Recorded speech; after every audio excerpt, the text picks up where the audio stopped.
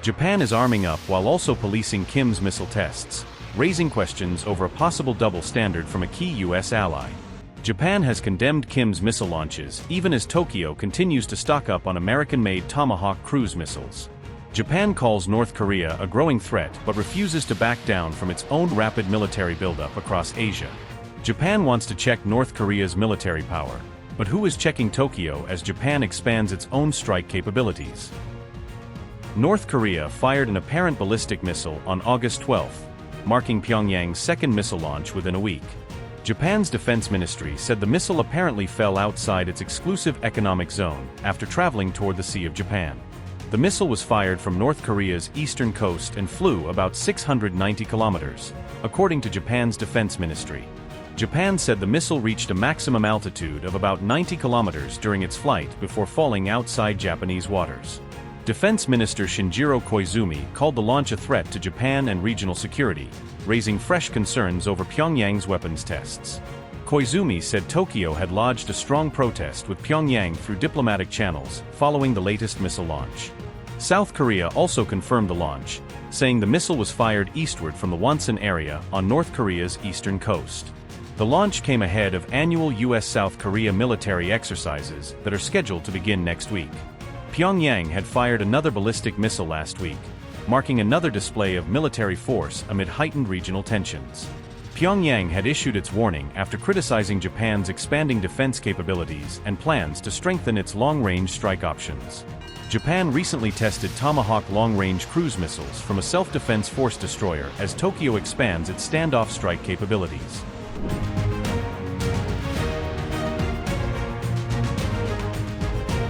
On August 6, North Korea reportedly launched a ballistic missile toward the East Sea, reigniting fresh tensions across the region. This launch marked North Korea's first confirmed ballistic missile test in over 40 days, breaking a lengthy pause in weapons testing.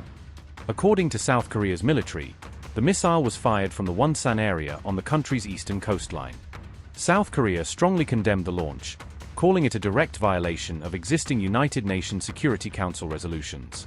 This latest test also came just ahead of planned joint military exercises between the United States and South Korea later this month.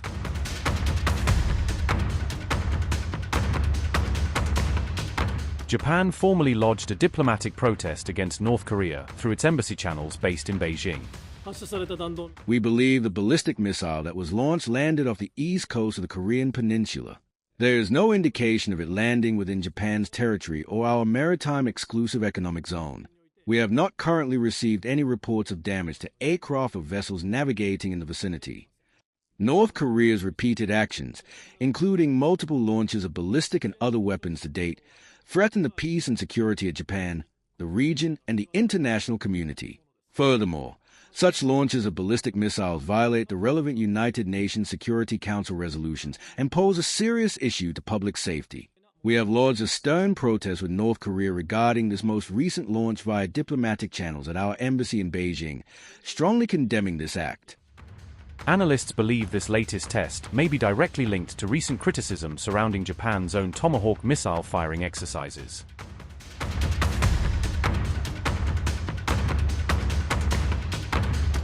Interestingly, the missile test comes a day after Kim Jong-un's sister accused Japan of rapidly transforming itself into what she called a war state. This warning came directly after Japan's latest defense review specifically cited China, Russia, and North Korea as key security threats on August 5. Tokyo has responded by sharply increasing its military spending, signing new defense pacts and deploying additional missile systems. Japan's own defense minister has publicly called for a faster military buildup, describing the situation with a clear sense of urgency. Yo Jong warned that Pyongyang would now prepare additional military options specifically in response to Japan's growing buildup. Tokyo also recently tested Tomahawk missiles of its own and joined US-led military drills held in the Philippines. Yo Jong said, and I quote, "Japan, a war criminal state, is accelerating its transformation into a war state. Tokyo is moving to formulate the possession of the capability for preemptive attack. We will never remain a passive onlooker to the military evolution of Japan, which may pose a grave threat. If the descendants of militarism, who have inherited the genes of cunning and aggression, have seized deadly weapons in their hands, something unpleasant will happen." Unquote.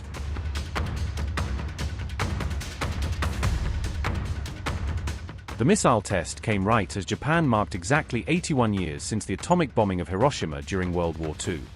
Prime Minister Sanai Takeichi attended this year's Hiroshima ceremony for the very first time since taking office as premier. Interestingly, in her speech, Takeichi notably avoided directly pledging to maintain Japan's long-standing 3 non-nuclear principles. Japan steadfastly upholds the 3 non-nuclear principles and, as the only country to have suffered atomic bombings in war, bears the mission of tirelessly pursuing the realization of a world without nuclear weapons. The global security environment is currently becoming increasingly severe, as evidenced by the recent review conference of the Treaty on the Non-Proliferation of Nuclear Weapons. The path toward a world without nuclear weapons is by no means an easy one. However, precisely for that reason, we cannot afford to halt our efforts. These carefully worded remarks sparked fresh questions over how Japan's defense and nuclear posture may be quietly evolving. Notably, Japan continues expanding its rearmament efforts amid China's ongoing military buildup and North Korea's repeated missile tests.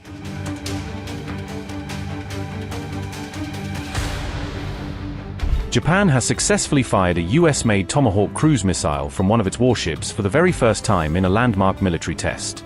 The Japan Maritime Self-Defense Force destroyer Chokai carried out the live fire test in the Pacific Ocean with operational support from the United States on July 29. The successful launch marks a major milestone in Japan's efforts to build a credible long-range standoff strike capability against potential regional threats. Japan has now become only the 3rd country outside the United States to successfully fire a Tomahawk cruise missile from a surface warship. The Tomahawk missile will give Japan the capability to strike targets nearly 1,000 miles away with high precision if required during a conflict.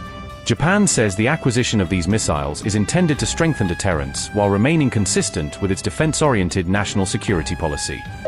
Upgrade your news experience with the all-new HT app. Download now.